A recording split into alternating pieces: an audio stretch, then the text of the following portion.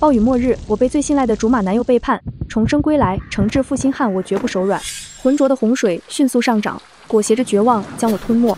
窒息般的冰冷中，我最後看到的是窗戶後他那張模糊而冷漠的臉。意識渙散之際，無邊的恨意如同毒焰，灼燒着我的靈魂。我的心裡不停地默念：若有來生，若有來世。我和江晨在孤兒院的圍牆下一起長大，曾以為我們是彼此在世上唯一的依靠。然而，命運給了我最殘酷的玩笑。我們意外得知了末日洪水即將席捲全球的消息。那一刻，恐慌與求生欲壓倒了一切。我毫不猶豫地掏空了這些年所有的積蓄，緊緊攥着他的手，將未來和信任一併交給他，囑托他去購買我們活下去的物資。可我怎麼也想不到，這筆用希望和血汗換來的錢，卻成了我通往地獄的門票。當暴雨初至，洪水初漲，我滿懷希望地奔向我們的安全屋時，開門看到的是他臂彎裡攬着一個嬌俏陌生的女孩。這裡沒你的地方了，你走吧。江晨眼神冰冷，帶着一絲不耐，仿佛我只是一個糾纏不休的麻煩。他的話比洪水更刺骨。我被他粗暴地推搡出門，重重摔在冰冷泥泞的雨水中。再睜眼，刺眼的陽光透過圖書館的窗戶灑在書頁上。我猛地抬頭，心臟狂跳，指尖觸摸到的是乾燥溫暖的桌面，耳邊傳來了那個我曾無比熟悉，此刻卻令人作嘔的聲音。再睜眼，刺眼的陽光透過圖書馆的窗戶灑在書頁上。我猛地抬頭，心臟狂跳，指尖觸摸到的是乾燥溫暖的桌面，耳邊傳來了那個我曾無比熟悉，此刻卻令人作嘔的聲音。小暖，發什麼呆呢？快看這個新聞，說是有超強颱風預警，真嚇人。我轉過頭，看到了江晨，他的臉年輕帥氣，帶着一絲偽裝的關切。我重生了，我回到了悲劇發生之前，回到了命運轉折的起點。巨大的震驚過後，是如同潮水般湧來的清醒，冰冷刺骨。上一世掏心掏肺的付出和慘死街頭的結局，像電影般在腦中清晰回放。恨意沒有讓我失控，反而讓我前所未有的冷靜。這一次，我絕不會再重蹈覆轍。我看着他那雙曾讓我深信不疑的眼睛，心底只剩下冰冷的嘲諷。我輕輕合上筆記本電腦，掩飾住所有情緒，語氣平淡的如同在談論天氣。可能是誇大其詞吧，我有點累了，先回去了。這一次，我沒有提及半個關於末日的消息。江晨，這一世，你還有你那個不知從哪兒冒出來的新歡，就一起手拉手，等着被這滅世的洪水沖走吧。這將是我為上一世那個愚蠢天真的自己獻上的最盛大的葬禮。離開圖書館，午後的陽光暖洋洋地照在身上，我卻感覺不到一絲溫度。心臟在胸腔裡沉重而有力地跳動，提醒着我還活着，並且擁有了重新洗牌的機會。巨大的慶幸和更巨大的仇恨交織在一起，幾乎要将我撕裂。我深吸一口氣，強迫自己冷靜。現在每一分每一秒都至關重要。首先是確認信息，我迅速回到我那簡陋的出租屋，反鎖上門，拉上窗簾，打開電腦，憑借上一世的記憶，我再次找到了那個深藏在網絡角落的加密頻道。這一次，我要用他的背叛換我的新生。儘管官方消息還在粉飾太平，只提及了異常的天氣活動，但那些零散的專家內部討論帖和異常的天文和地質數據與我記憶中的軌跡完全吻合。末日確實會在2周後，以一場持續數月並淹沒絕大部分沿海和平原地區的超級暴雨拉開序幕。隨後是秩序崩塌的漫長寒冬。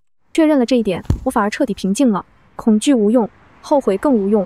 現在唯一要做的事就是活下去，並且要活得比任何人都好。我的積蓄不多，上一世全都給了江晨，結果為了負心狗，白白葬送了自己的性命。我立刻開始盤算，租地下室肯定不行了。洪水一來，首當其衝，我需要一個高處，一個堅固的、易於防守且不易被注意的地方。我想起了城市邊緣那座廢棄的舊天文台，小的時候在孤兒院裡受了欺負，我經常獨自一人跑去那裡大哭。沒想到那個時候他庇佑了我，如今他又要庇佑我一次了。天文台坐落在一座孤立的小山包上，視野開闊，建築主體是鋼筋混凝土結構，相當堅固，而且因為廢棄已久，很少有人會去那裡。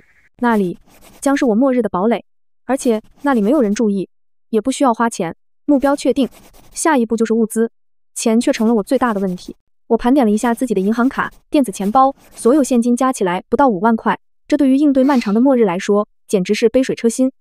我必須用最少的錢辦最多的事，並且要想辦法籌集到更多的錢。我腦海裡突然想到了借貸，同時我想起上一世江晨就是這個時候利用炒股獲得了人生第1桶金。我憑借着上一世對未來幾天股市微小波動的記憶，冒險用全部積蓄作為保證金，進行了幾次高風險的短線操作。心臟在每一次買入賣出時都幾乎跳出喉嚨，但我別無選擇。幸運女神這次似乎站在了我這邊。3天後，我的資金翻了2番，變成了將近15萬。我立刻收手，不敢再貪心。接着，我以準備山區支教物資為借口，聯繫了幾個小額網貸平台，又湊到了幾萬塊。我知道這背上了沉重的債務，但末日來臨，貨幣將變成廢紙，這些債務自然煙消雲散。最後，我咬牙用信用卡套現了最大額度，總共籌集了大約25萬資金，這已經是我的極限。資金到位，我立刻開始行動。我首先去租車行，用假身份租了一輛性能不錯的2手厢式小貨車，然後驅車來到天文台。這一路上，我不停地在觀察周圍的路況，默默地在心裡記路線、記地形。萬一洪水來臨的時候，我迫不得已需要外出，這也讓我的安全多了一份保障。好在我的記憶沒有偏差，天文台坐落在一個山間的大平台上，多是粗壯的樹木。幾年過去，樹木更加茂盛，使得天文台更加隱蔽，而周圍的地面也被之前的工作人員修繕過。周圍地勢平坦，後面多是樹，即便洪水爆發，也不會有山洪將我困住。就天文台的鐵門鏽跡斑斑，鎖鏈是我從舊貨市場淘來的粗重家伙，費了9牛2虎之力才裝上。推開時，刺耳的嘎吱聲在空曠的山頂回盪，驚起了幾隻棲息在窗棂上的烏鴉。空氣中彌漫着灰塵和歲月腐朽的味道。這裡比記憶中更加破敗，但主體結構確實如我所料，異常堅固。圓頂觀測室已經失去了它的玻璃穹頂，只剩下鋼筋骨架指向灰蒙蒙的天空。但下面的幾層房間，包括曾經的工作人員、休息室、設備間和儲藏室，都還基本完好。牆壁是厚實的混凝土，窗戶雖破，但位置很高，易於封堵。我沒有時間感慨或懷舊。末日倒計時像懸在頭頂的一把利刃，隨時都要落下。這驅使我不得不像一個上了發條的機器一樣運轉。接下來的10天是我人生中最忙碌、最疲憊，卻也最清醒的10天。每天凌晨，我開着租來的小貨車，像幽靈一樣穿梭在城市尚未蘇醒的街道上。我的採購清單詳盡到苛刻。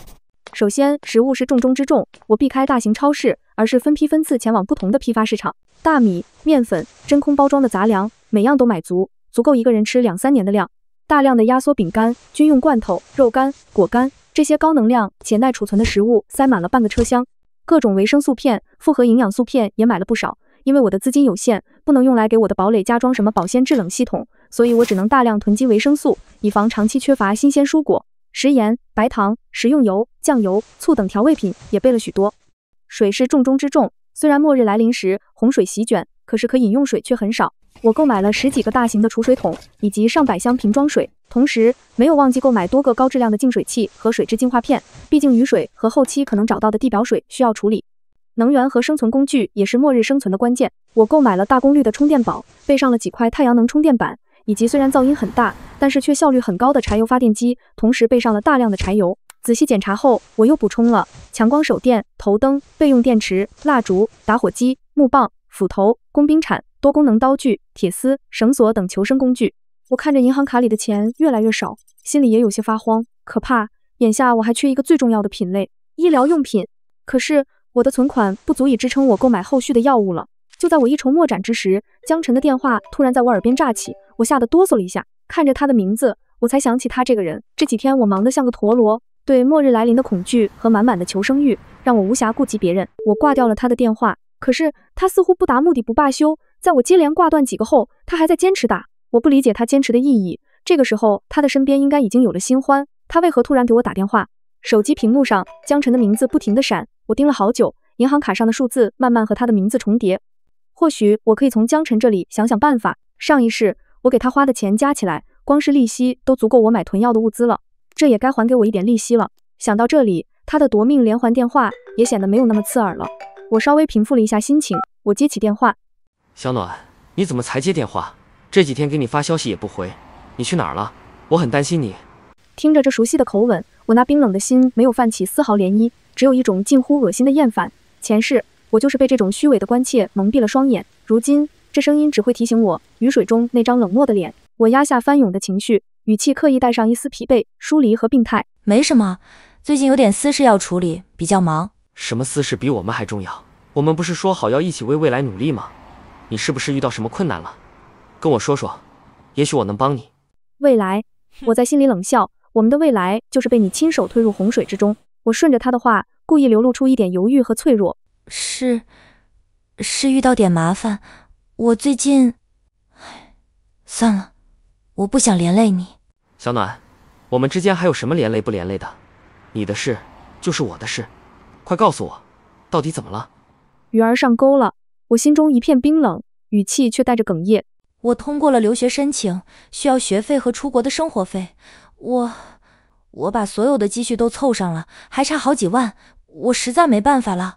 我編造了一個看似合理又難以立刻核實的理由。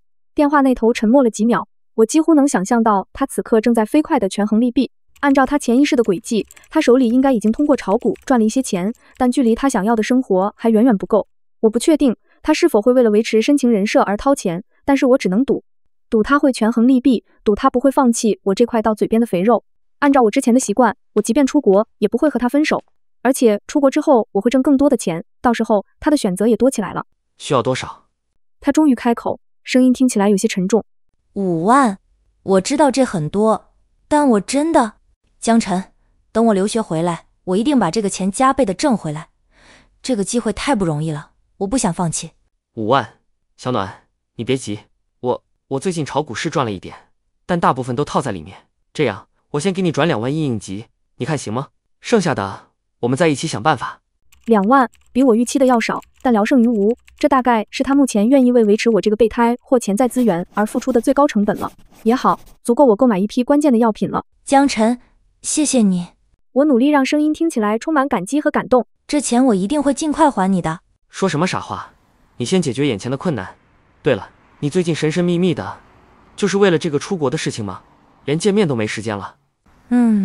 我含糊地應道，不想與他過多糾纏。手續很繁瑣，還要準備很多材料，所以特別忙。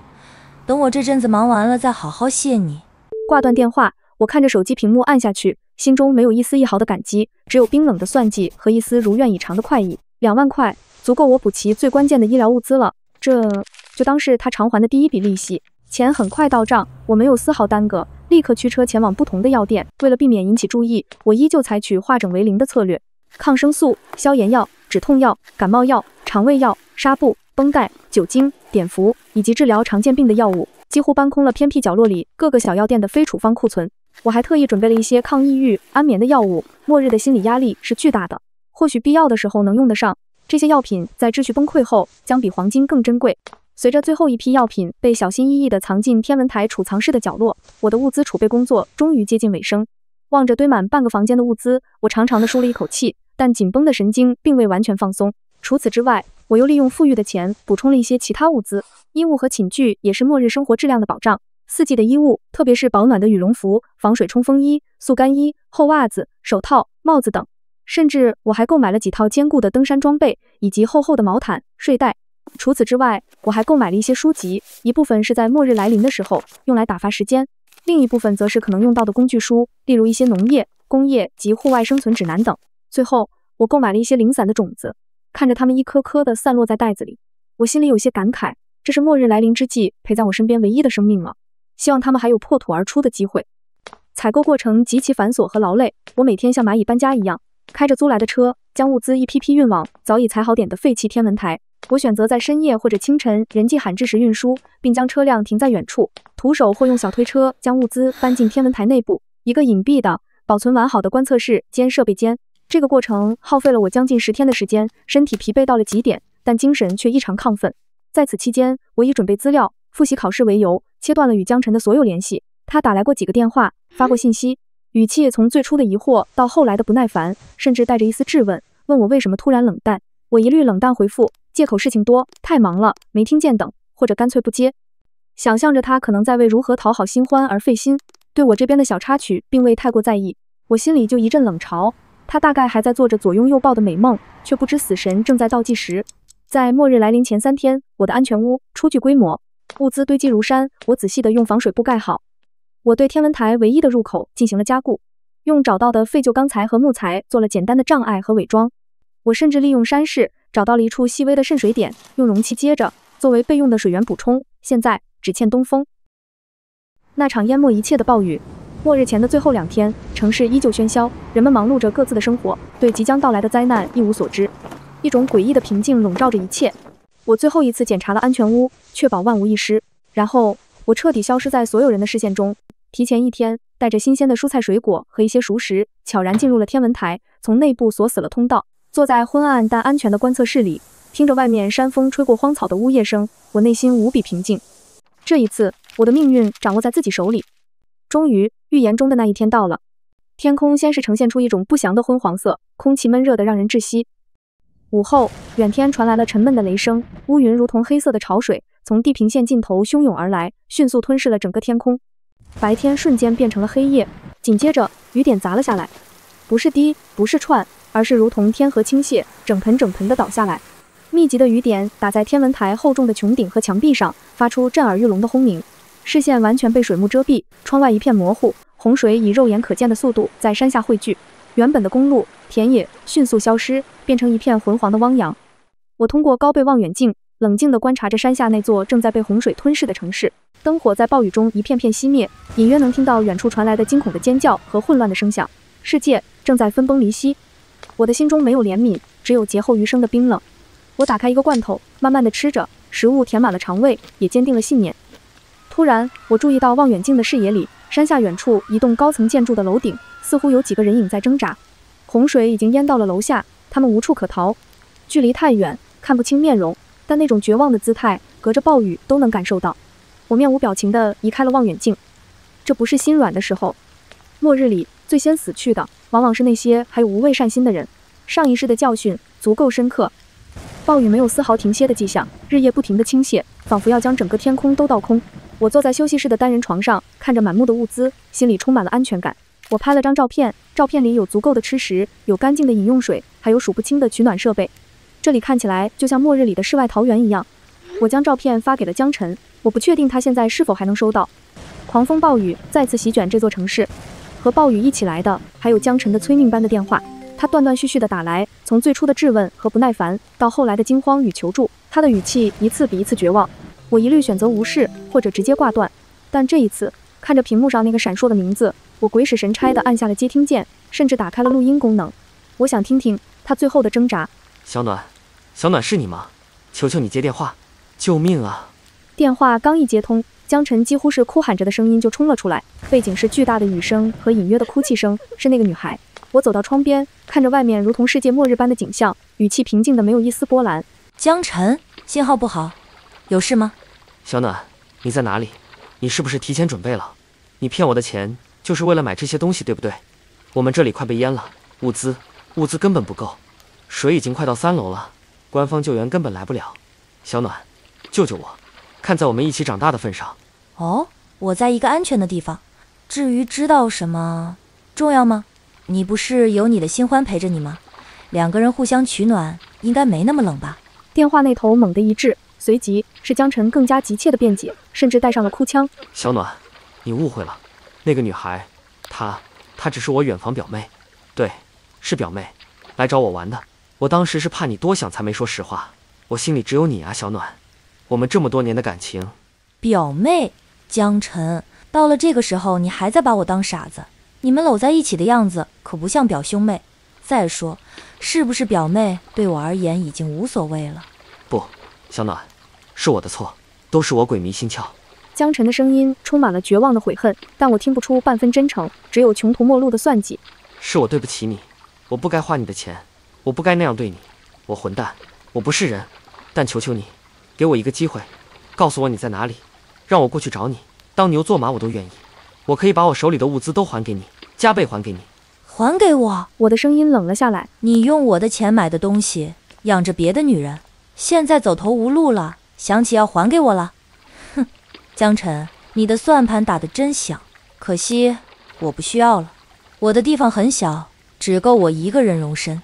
小暖，你不能這麼狠心，我們會死的，真的會死的。那個女孩的哭聲清晰地傳了過來，帶着歇斯底里的恐懼。陳哥，求求他啊，把地址要過來，我不想死。聽着那曾經覺得嬌俏，現在只覺得刺耳的聲音，我心底最後一絲因為過往而生出的微弱波瀾也徹底平復了。聽到了嗎，江晨，你的表妹在催你呢，省點力氣吧，或許還能多撐一會兒。祝你們好運。蘇小暖，你見死不救，你這個毒婦，你不得好死。我告訴你，如果我死了，做鬼也不會放過你。不得好死。我重複着這4個字，眼前閃過上一世在冰冷洪水中窒息的感覺，嘴角勾起一個殘酷的弧度。江晨，比起被最信任的人推入地獄，孤獨地死在洪水裡，我對你算是一種仁慈了。至於你說的做鬼，放心，如果真有地獄，我們誰先下去還不一定呢。你和你那位好好享受着最後的時光吧。說完，我不再理会電話那頭傳來的惡毒咒罵和絕望哭喊，直接掛斷了電話，然後乾脆利落地將這個號碼拉黑。世界終於清靜了。我走到物資堆前，打開一盒黃桃罐頭，甜膩的汁水滑入喉嚨，帶來一絲真實的甜意。窗外是毀滅的世界，窗內是我用智慧和決絕換來的生機。仇恨並未消失，但它已經從灼燒靈魂的毒焰變成了支撐我冷靜活下去的冰冷基石。天文台內雖然暫時安全，但潮濕和寒冷無孔不入。我點燃了準備好的固體酒精爐，小小的藍色火焰帶來了一絲暖意，也驅散了些許黑暗中的壓抑。發電機我暫時還捨不得用，柴油是寶貴的戰略資源，必須留在最關鍵的時刻。太陽能充電板在連續陰雨的情況下幾乎失效，我只能依靠多個大功率充電寶輪流給手機和收音機供電，盡可能節省電量，以獲取外界的信息。最初的幾天，收音機裡還能斷斷續續收到一些官方訊號，無非是安撫民众，要求大家留在高處等待救援，通報一些臨时避難所的位置。但信號越來越弱，夾雜着越來越多的電流雜音和絕望的呼救。很快，所有的官方頻道都陷入了一片死寂，秩序正在迅速崩塌。我通過望遠鏡能看到遠處高樓裡偶爾閃動的微弱光亮，那可能是幸存者在使用最後的能源。也曾看到橡皮艇或自制木筏在渾濁的洪水中艱難前行，但往往不是被風浪打翻，就是消失在視野盡頭，生死未卜。弱肉強食的叢林法則正在這片汪洋之上赤裸裸地上演。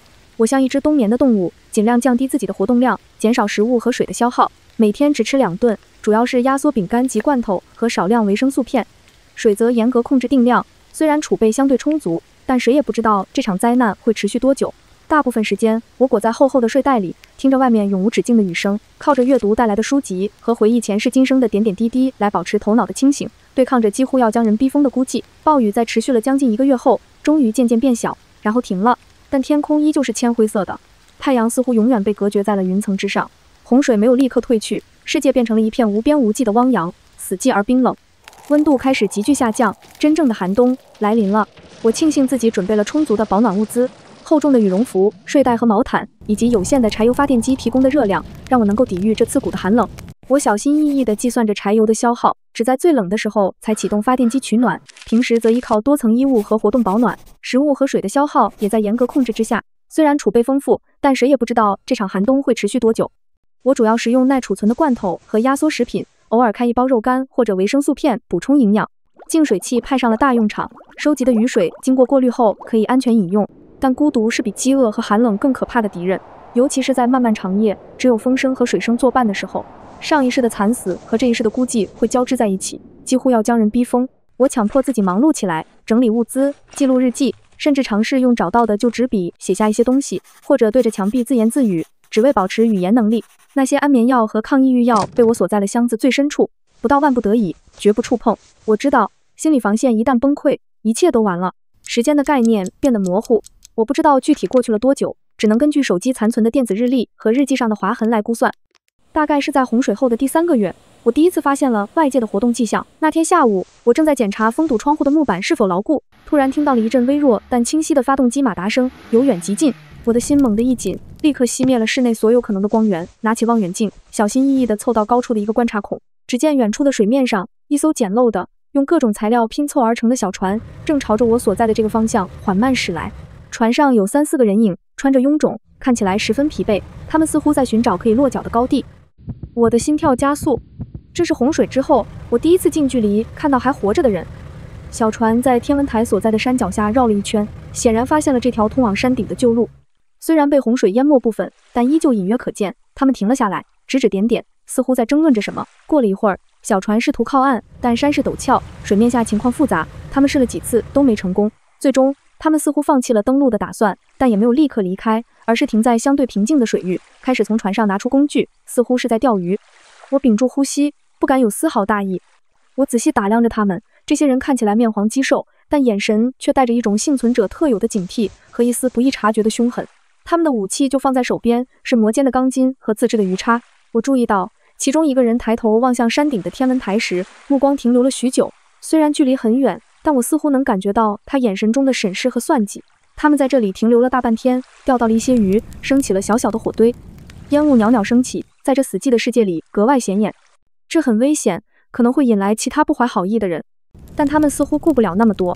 傍晚時分，他們終於發動小船離開了，但在離開前，那個曾長時間注視天文台的人又回頭深深地望了一眼。我知道這裡不再絕對安全了，很明顯，這個天文台已經暴露了。此後的幾天，我始終處於高度戒備狀態。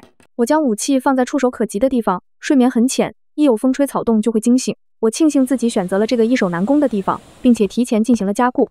果然，在大約1周後，一個深夜，異動發生了。先是聽到了一陣細微的，像是物體摩擦岩石的聲音。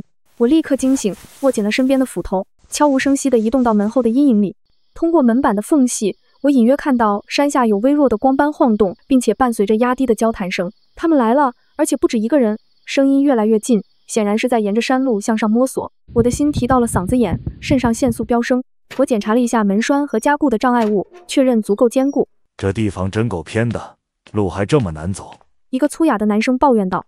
少廢話，上次老六他們來看過了，這頂上有個大房子，看着挺結實，肯定有人占了。能在這鬼地方活下來的，肯定有禍。另一個陰沉男說。小心點，別陰溝裡翻船。聽聲音，至少有3個人。他們終於摸到了天文台門口的小平台，手電光在鐵門上掃來掃去。鎖着的，還加固過。那個陰沉男說。裡面的人聽着，我們不想惹麻煩，就是路過，討點吃的喝的，行個方便，我們馬上就走。我屏住呼吸，一言不發。我知道這是試探，一旦示弱或者開門，後果不堪設想。見裡面沒有回應，外面的人有些不耐煩了。哥們兒，聽見沒有？這世道，多個朋友多條路，我們只要點物資，保證不傷人。我依舊沉默，黑暗中我能聽到自己心臟咚咚直跳的聲音。敬酒不吃，吃罰酒。粗啞男生罵了一句，撞開他。緊接着沉重的撞擊聲響起，他們開始用身體或者工具撞擊鐵門，鐵門和後面的障礙物發出沉悶的響聲，但紋絲不動。我當初安裝時費了大力氣，就是為了應對這種情況。撞了幾下，門沒開，外面的人停了下來。大哥，這門太結實了，撞不開呀。找找看有沒有別的入口。陰沉男命令道。一陣窸窸窣窣的搜尋聲，天文台窗戶都很高，而且我從內部用木板封死，他們一時半會兒找不到突破口。媽的，這地方像個碉堡。有人罵道。就在這時，我做出了一個決定，我不能讓他們以為這裡可以隨意來去，我必須展示力量，讓他們知難而退。我悄悄移動到一扇被封死且位置較高的窗戶後面，猛地用斧頭背敲擊了一下木板，發出巨大的聲響，同時用刻意壓低的帶着些沙啞凶狠的聲音吼道：滾！再靠近一步，死！外面瞬間安靜了，顯然我這突如其來的反應和充滿殺氣的警告震懾住了他們。過了一會兒，那個陰沉男的聲音再次響起，語氣緩和了一些，但依舊帶着威脅。朋友，火氣別這麼大，我們也是沒辦法。這樣，你從窗戶縫裡給我們扔點吃的，我們立刻就走，以後絕不再來打擾。做夢！我斬釘截鐵地拒絕。我這裡什麼都沒有，立刻滾！否則，下一聲就不是敲木板了。我再次用斧頭重重敲擊木板，發出更大的聲響。外面陷入了沉默。我能想象他們在權衡利弊，他們應該能想到強攻一個未知的並防守嚴密的堡壘，風險極大，尤其是在這末日，受傷幾乎等於死亡。良久，陰沉男帶着不甘說道：好，算你狠，我們走，但你別後悔。腳步聲和咒罵聲漸漸遠去，最終消失在黑夜中。我靠在冰冷的牆壁上，長長的舒了一口氣，才發現自己渾身都被冷汗濕透了。握着斧頭的手因為用力過度而在微微顫抖。這只是第一次衝突，我知道隨着時間推移，資源日益匱乏，這樣的威脅只會越來越多，越來越頻繁。我不能再被動地躲藏下去了。第二天天亮後，我仔細檢查了門口，發現了一些腳印和撞擊的痕跡。我意識到必須進一步加強防禦工事。我在通往平台的必經之路上，利用山石和砍伐的樹木設置了更多的障礙和陷阱，有簡單的絆索、陷坑等。同時，我開始有意識地訓練自己使用武器，主要是工兵鏟和斧頭，力求在必要時能有一戰之力。我也開始更積極地探索天文台內部和周圍環境，尋找可能被忽略的資源或出口。在一個幾乎被遺忘的通往山下的小型泄洪通道裡，我有了意外的發現。通道大部分已被淤泥堵塞，但清理之後，或許能成為一個秘密的應急出口或取水點。這給了我一個新的希望和選擇。日子在高度警惕和不斷勞作中一天天過去，寒冬似乎沒有盡頭，洪水也退得很慢。偶爾還能看到遠處有船只活動，但我都盡量隱藏自己，避免接觸。某一天，我在用望遠鏡觀察遠方時，突然看到了一個熟悉的地標，那是我和江晨曾經約定的安全屋所在的大致方向。那是一片高檔公寓區，地勢相對較高，但此刻那裡只剩下幾節露出水面的樓頂，毫無生機。江晨和他那個所謂的表妹，可能早已化作了洪水中的枯骨，也可能在某處停留，互相攙扶着尋找物資。想到這一點，我的心中沒有快意，也沒有悲傷，只有一片冰冷的虛無。過往的一切，連同那個曾經愚蠢天真的自己，都徹底被埋葬了。現在的我，只是一個孤獨的末日幸存者。我的世界只剩下這座廢棄的天文台和活下去的冰冷意志。然而，就在我以為生活將永遠這樣持續下去的時候，轉折點再次出現。那是在一次清理泄洪通道的勞作中，我意外地在通道側壁的裂縫深處，發現了一個被防水油布緊緊包裹的陳舊的小型金屬箱，上面甚至還有一把老式的密碼鎖。這個意外的發現，像一顆投入死水潭的石子，在我平靜的心湖中漾開了一圈新的漣漪。末日求生之路似乎又增添了一絲未知的色彩。而我深知，在這片被洪水洗刷過的殘酷世界裡，任何未知都可能既是機遇，也是致命的危險。我撫摸着冰涼的金屬箱，看着外面依舊灰暗的天空和茫茫水域，我知道事情還遠未結束。金屬箱觸手冰涼，表面的鏽跡斑駁，訴說着被遺忘的歲月。密碼鎖是老式的轉輪鎖，看起來相當堅固。我將其從裂縫中取出，掂了掂，分量不輕，裡面顯然有東西。將它帶回相对乾燥安全的觀測室，我並沒有立刻嘗試打開。末日教會我的第一課就是謹慎，任何未知都可能潛藏危險，也許是物理陷阱，也許是更可怕的生物或化學污染。我將其放在角落，觀察了整整一天，確認沒有任何異常反應後，才決定行動。我沒有試圖去破解密碼，那太耗費時間且不確定。我直接找來了工具包裡的鋼鋸和錘子及鑿子。對付這種老式鎖具，暴力破解往往更直接有效。刺耳的金屬摩擦聲在空曠的天文台內回盪，我小心控制着力度，避免損壞箱體本身。經過20多分鐘的努力，鎖舌終於咔嗒一聲斷裂。深吸一口氣，我用一根木棍挑開了箱蓋，自己則退後幾步，屏息等待。沒有預想中的毒針或煙霧，箱子裡靜靜地躺着幾樣東西。最上面是一本用防水袋仔細包裹的皮革封面筆記本，紙張已經泛黃，但字跡清晰。下面則是一些零散的物品，一個老舊的羅盤，指針依然靈敏，幾支用密封管裝着的鉛筆，一小卷看起來質量極好的魚線和一個魚鈎。最讓我心跳加速的是，一個扁平的鐵盒裡竟然整齊地排列着幾十片淨水藥片和一小瓶碘酒。雖然年代久遠，但密封完好，或許還能使用。此外，還有一張折疊起來的、材質特殊的防水地圖。地圖下面壓着的是一把女士的左輪手槍，小巧精緻。盒子的夾層裡碼放了整整齊齊的子彈。我摸着這冰冰涼涼的觸感，心臟在胸腔裡跳動得異常快速。這把手槍的來臨，為我的安全做了最大的保障。我小心翼翼地打開筆記本，翻開第一頁，上面用剛勁有力的筆記寫着：觀測日誌，陳景明，1925至1997。這是一位老天文工作者的日記。我快速翻閱，前面大部分是專業的天文觀測記錄和枯燥的日常工作，但越到後面，尤其是接近1997年的部分，日記的內容開始發生變化。筆記時而潦草，時而凝重，記錄的不再僅僅是星辰，更多的是對當時一些異常氣候現象和地質活動的擔憂和推測。他甚至提到了一些基於自己觀測數據的大膽預言，關於氣候臨界點和全球性水循環失衡等，其前瞻性讓我心驚肉跳。最後一篇日記停留在1997年秋天，只有寥寥數語：徵兆愈發明顯，恐非杞人憂天，留此箱於通道。若後來者得見，可用此槍做簡易防身，不可作惡。望能有所注意，此地堅固，可暫避風雨。珍重，陳景明落筆。合上日記，我久久無言。這位素未謀面的陳景明先生，在近20年前就已經憑借他的專業和敏銳，窺見了末日的影子。他留下這個箱子，或許只是出於一種知識分子的責任感和對未知的憂慮，卻陰差陽錯的，在近20年後，給了另一個絕望的幸存者一絲微弱的慰藉和共鳴。我摩挲着粗糙的皮革封面，仿佛能感受到那位前輩在離去前的沉重心情。在這個崩壞的世界裡，知道曾經有人同樣清醒地痛苦過、準備過，讓我那種蝕骨的孤獨感稍稍減輕了一絲。箱子裡其他東西雖然不多，但都非常實用，尤其是在資源日益匱乏的當下。那張防水地圖覆蓋範圍很廣，包括了城市周邊的詳細地形，甚至標注了一些不為人知的小路和山地水源點。這對我未來可能的外出探索極具價值。我將箱子裡的物品妥善收好，特別是那本日記和手槍，它不僅是實用的記錄，更是一種精神上的陪伴。這個發現像是一針強心劑，提醒我，即使是在最絕望的境地，智慧和準備依然能帶來生機。然而，現實的威脅從未遠離。就在我發現箱子的第3天夜裡，那艘小船再次出現了，而且這次是白天。當時我正在用小型望遠鏡觀察水面情況，遠遠就看到那艘拼湊的小船不再是漫無目的的徘徊，而是徑直朝着我所在的這座小山駛來。船上有4個人，比上次多了一個，而且他們手裡拿着的不再是簡單的魚叉，我隱約看到了反光，是砍刀，甚至他們還有一把土制獵槍。我的心瞬間沉了下去。他們果然賊心不死，而且這次是有備而來，武器升級了。小船沒有試圖在山腳下停留，而是直接尋找了一處相對平緩的斜坡，不顧一切地將船靠了上去。4個人動作麻利地跳下船，用繩索將船固定好，然後開始小心翼翼地沿着我設置的障礙區向上摸索。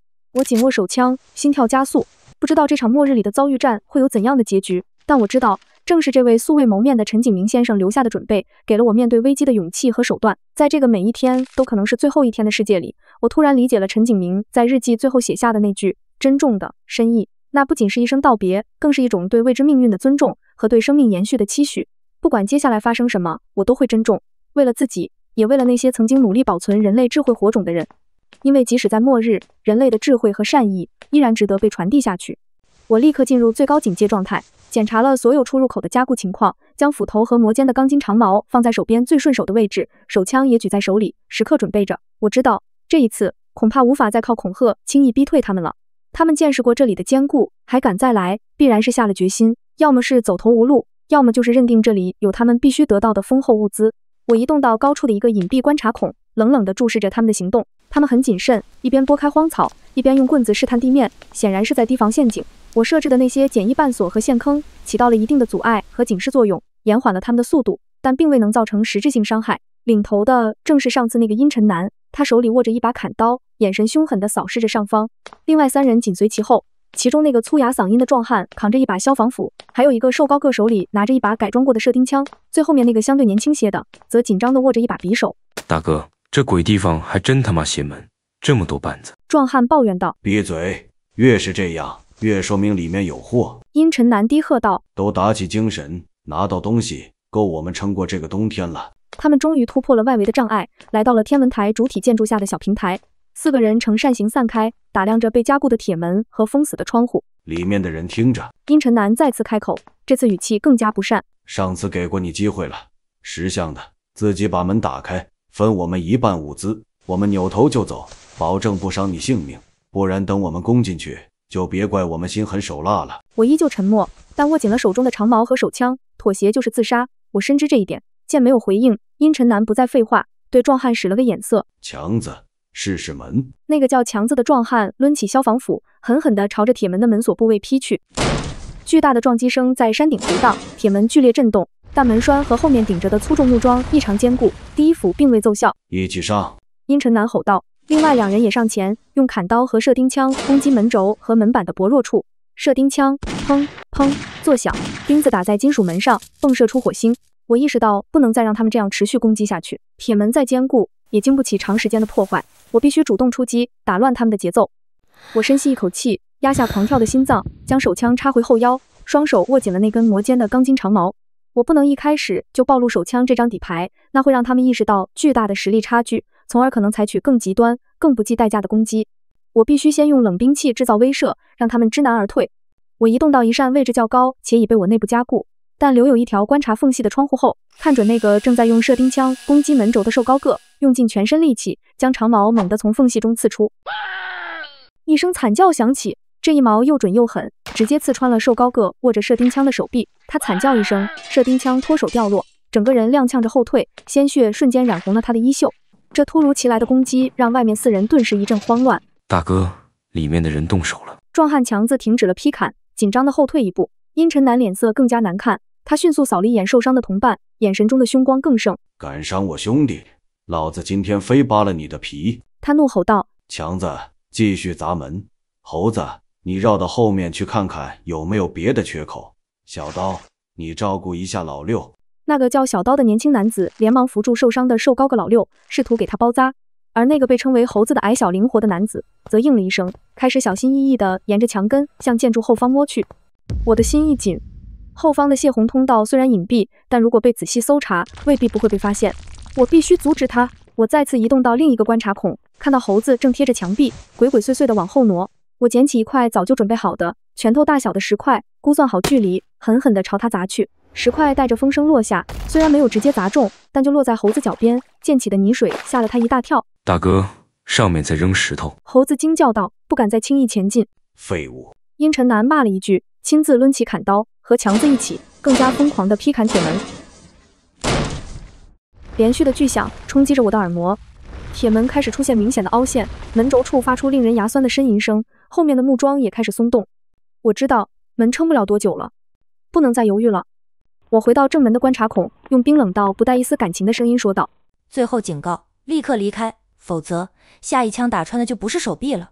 我的聲音不大，但在劈砍声间歇的瞬間，清晰地傳到了外面。外面的動作猛地一停，阴沉男和强子都愣住了，他们显然沒料到裡面的人會有槍。槍？他怎麼會有槍？強子的聲音帶着一絲恐懼，陰沉男眼神閃爍，死死地盯着鐵門，似乎在判斷真假。虛張聲勢，真有槍早開了。他咬着牙，試圖給自己和同夥打氣，但語氣已經不如之前強硬。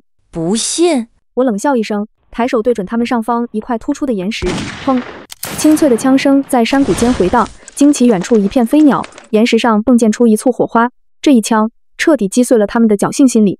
真實的槍聲遠比任何威脅都更有說服力。四個人瞬間臉色煞白，連受傷的老六都忘了呻吟。真有槍！猴子嚇得差點癱軟在地，陰沉男臉上的肌肉劇烈抽搐着，眼神裡充滿了不甘和憤怒，但更多的是對熱兵器的本能恐懼。他們手裡的砍刀和斧頭在槍面前簡直就是笑話。朋友，誤會，都是誤會。陰沉男瞬間變臉，語氣軟了下來。我們這就走，千萬別開槍。滾！我只回了一個字。好，我們滾，我們馬上滾。陰沉男連忙示意手下搀扶起老六，四個人狼狽不堪，連滾帶爬地向山下逃去，連固定在岸邊的船都差點忘了解纜。我看着他們倉皇逃竄的背影，直到確認他們乘船遠離，消失在茫茫水面上，才緩緩鬆了口氣，後背已經被冷汗完全浸濕，握槍的手微微顫抖，不是因為恐懼，而是因為高度緊張後的脫力。這一次，我憑借手槍的威懾力驚退了他們，但我知道麻煩遠未結束。他們見識了這裡的防禦，也知道了這裡有槍，這可能會成為更大的誘惑。更關鍵的是，他們活着離開了，消息很可能會傳開，這座天文台已經不再是秘密。未來可能會有更多、更強大的幸存者團體盯上這裡。單純的固守恐怕不是長久之計。經過這次激烈的衝突，我意識到安全屋的暴露只是時間問題，我必須加快步伐，為可能到來的轉移或更長期的圍困做準備。陳景明先生留下的地圖和羅盤成了無價之寶。我花費了幾天時間，仔細研究地圖，結合望遠鏡的觀察，規劃了幾條可能的撤離路線。地圖上標注的一些山地水源點和隱蔽小路，在洪水未完全退去的當下，或許能提供關鍵的補給和藏身之所。洩洪通道的清理工作也被我提上日程，這是一項極其耗費體力的工程。通道內淤泥深厚，還混雜着碎石和腐爛的植被。我每天像土撥鼠一樣，一點一點地挖掘、搬運，進度緩慢，但每前進一分，就多一分希望。與此同時，我更加嚴格地控制物資消耗，並開始有意識地將一部分最重要且最便攜的物資，如藥品、淨水片、高能量食物、手槍和彈藥，打包成一個緊急逃生背包，隨時可以背起就走。日子在提心吊膽和繁重勞作中又過去了1個月。洪水以肉眼可見的速度緩慢下降，一些更高的地勢開始露出水面，形成了星星點點的島嶼。氣溫依舊很低，但最嚴寒的階段似乎已經過去，偶爾甚至能看到雲層縫隙中透出的蒼白無力的陽光。收音機裡依舊是一片死寂，這個世界仿佛只剩下我和這片無邊無際的汪洋。然而，生命的韌性總是超乎想象。那是一個天色灰蒙的下午，我正在清理通道，突然聽到山下傳來微弱的呼救聲，是一個女人的聲音，帶着哭腔和絕望。我立刻警惕起來，拿起望遠鏡觀察，只見在山腳下一片露出水面的礁石區，卡着一艘小小的，甚至幾乎散架的木筏。木筏上趴着一個女人，渾身濕透，瑟瑟發抖，看起來虛弱不堪。她周圍沒有其他人，是陷阱。這是我腦海中的第一個念頭。經歷了上次的事件，我對任何外來者都抱有極大的懷疑，或許也可能是那夥人派來誘騙我開門的誘餌。我按兵不動，冷冷觀察。那個女人呼喊了一陣，似乎耗盡了力氣，趴在木筏上一動不動，只有偶爾的抽搐顯示她還活着。天色漸晚，氣溫在下降，如果放任不管，她很可能活不過今晚。我的內心陷入了激烈的掙扎，救還是不救？理智告訴我，末日之下，仁慈往往是取死之道。她可能是偽裝的，附近可能埋伏着同夥，救下她會消耗我寶貴的資源，更會帶來巨大的不確定風險。我自身難保，何談救人？但看着他孤零零趴在冰冷的礁石上，那種无助和絕望，又勾起了我内心深處一絲尚未完全泯滅的同情。我想起了上一世自己被拋棄在洪水中的那一刻，如果当时有人能伸出援手，不，我猛地摇头，强行压下那点軟弱的情緒。我不是救世主，我活下來已經拼盡了全力。這個世界就是這樣殘酷，對別人仁慈，就是對自己殘忍。我決定無視，轉身準備回到天文台內部。就在這時，那個女人似乎用盡最後的力氣，抬起頭，朝着山頂的方向喊出了一句模糊不清的話。風很大，但我依稀聽到了幾個字：孩子，求求你，救救我的孩子！孩子！我猛地頓住腳步，再次舉起望遠鏡，仔細看去。因為角度和距離，我之前並沒有注意到，此刻才發現，那個女人用身體緊緊護着的木筏角落，似乎有一個小小的被破布包裹着的隆起物。那一刻，我的心臟像是被一隻無形的手狠狠攥了一下。一個女人帶着一個孩子，這大大增加了事情的真實性。那夥強盜為了設陷阱，找一個女人有可能，但再帶一個嬰兒，成本和風險都太高了。而且，那個女人保護孩子的姿態，不像是偽裝，救還是不救，這個抉擇變得更加艱難。如果只是一個成年人，我可以硬起心腸，但涉及到一個無辜的嬰兒，我的腦海中閃過孤兒院裡那些渴望關愛的眼神，閃過生命最初的脆弱。天色越來越暗，寒風呼嘯，我知道沒有時間再猶豫了。最終，一種複雜的情感，或許是殘存的人性，或許是對弱小的本能憐憫，或許只是厭倦了絕對的孤獨，戰勝了極端利己的算計。我做出了冒險的決定，但我不是毫無防備，我全副武裝，將斧頭別在腰後，手持長矛，手槍也別在腰後。我沒有走正門，而是通過已經初步清理出的泄洪通道，小心翼翼地迂回到靠近那片礁石的山坡背面。我仔細觀察了周圍水域和樹林，確認沒有發現其他船隻或埋伏的跡象，然後我才快速而警惕地衝向礁石區。靠近後，我看得更清楚了，女人大約30歲左右，臉色蒼白如紙，嘴唇凍得發紫，意識已經有些模糊。她身下護着的確實是一個用舊衣服層層包裹的嬰兒，看起來很小，似乎也在微弱地哭泣。醒醒！我保持距離，用長矛輕輕碰了碰她。女人艱難地睜開眼，看到我，眼中瞬間爆發出強烈的求生欲，淚水湧出。救救我的孩子！求求你，吃的都給你。她顫抖着想從懷裡掏出什麼，卻只摸出一個空蕩蕩的、濕透的小布袋，看來不像是陷阱。我不再猶豫，上前檢查了一下嬰兒，孩子情況也很糟糕，但還有氣息。別說話，保存體力。我簡短地說。然後費力地將女人從木筏上攙扶起來，另一隻手小心翼翼地抱起那個輕得令人心痛的嬰兒。嬰兒的啼哭在寒風中顯得格外微弱。我用最快的速度沿着原路返回，從泄洪通道進入了天文台。進去後，我立刻用準備好的重物將通道內部堵死。我將母子二人安置在相對避風的角落，用最快的速度升起一小堆火，拿出乾淨的毛毯裹住他們，又熱了一點罐頭糊糊，小心翼翼地先餵給嬰兒一點米湯，然後給女人餵了一些流質食物。忙碌了許久，女人的體溫漸漸回升，意識也清晰了些。她看着我，眼淚不停地流，掙扎着想跪下道謝。別動，好好休息。我阻止了她，依舊保持冷淡。其實把他們扶進來的時候，我就後悔了。末日之下，我不該有同情心。可是尚在襁褓的孩子，我實在做不到見死不救。我深知他們的到來會讓我的生活變得更加糟糕。可是那個孩子何其無辜！我冷冷地看着他，心中天人交戰。就他們已經違背了我最初的生存準則，但事已至此，我只能走一步看一步。我叫林倩。女人虛弱地開口，聲音嘶啞。這是我的女兒念念，謝謝你，真的謝謝你。這裡不養閒人。我打斷她，語氣刻意保持冰冷。你能活下來，是因為你有個孩子，但要想留下，就必須證明自己的價值。林倩連忙點頭，眼中閃過一絲希望。我會幹活，什麼都能做。我會縫補、做飯，也懂一些草藥知識。我沒有回應，只是遞給他更多的食物和水。先恢復體力，不要隨意走動，這裡有很多陷阱。接下來的幾天，我嚴密監視着這對母女。林倩很守規矩，從不越界，大部分時間只是安靜地照顧孩子，偶爾幫我整理一些手邊的物資。她確實懂得一些醫療知識，在處理念念的輕微凍傷時表現得相當熟練，但我內心的警惕絲毫未減。末日裡，信任是奢侈品，我負擔不起。一天晚上，念念的哭聲格外響亮，林倩怎麼安撫都無濟於事。我皺眉走過去，發現孩子額頭滾燙，顯然是發燒了，可能是傷口感染引起的。林倩焦急地說，眼淚在眼眶中打轉。可是草藥都用完了。我沉默片刻，轉身取來我的醫療包，找出抗生素和退燒藥。用這個吧。林倩驚訝地看着這些珍貴的藥品，手微微顫抖着，眼裡充滿了感激和渴望。可他搖頭拒絕了。这太貴重了，你救我們娘倆，我已十分感激，如今只能看念念的造化了。他說着，眼淚順着眼尾流出。我知道說出這番話對一個母親來說多麼艱難。孩子是無辜的，我簡短的說，內心卻對自己再次心軟感到惱火。林倩對我深深的鞠了一躬，接過藥之後，眼淚還在眼眶裡不停地打轉。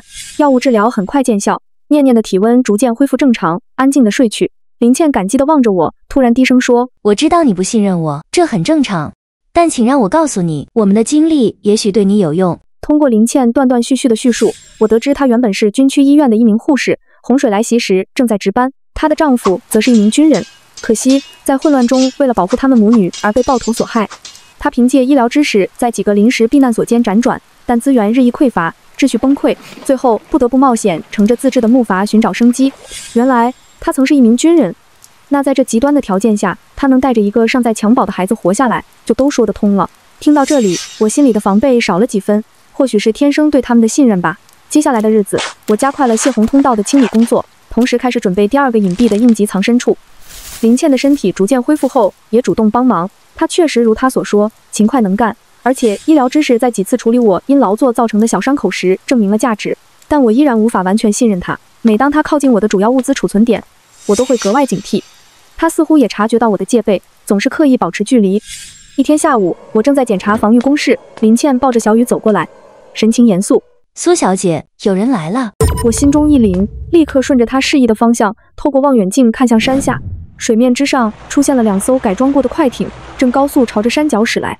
一共有6、7個人影，還是那群熟悉的面孔。不過眼下他們裝備精良，顯然這次他們做好了準備來的。只不過這一次，人群中多了一個熟悉的身影，江晨。他竟然還活着，竟然還和他們混到了一起，這讓我後背一陣惡寒。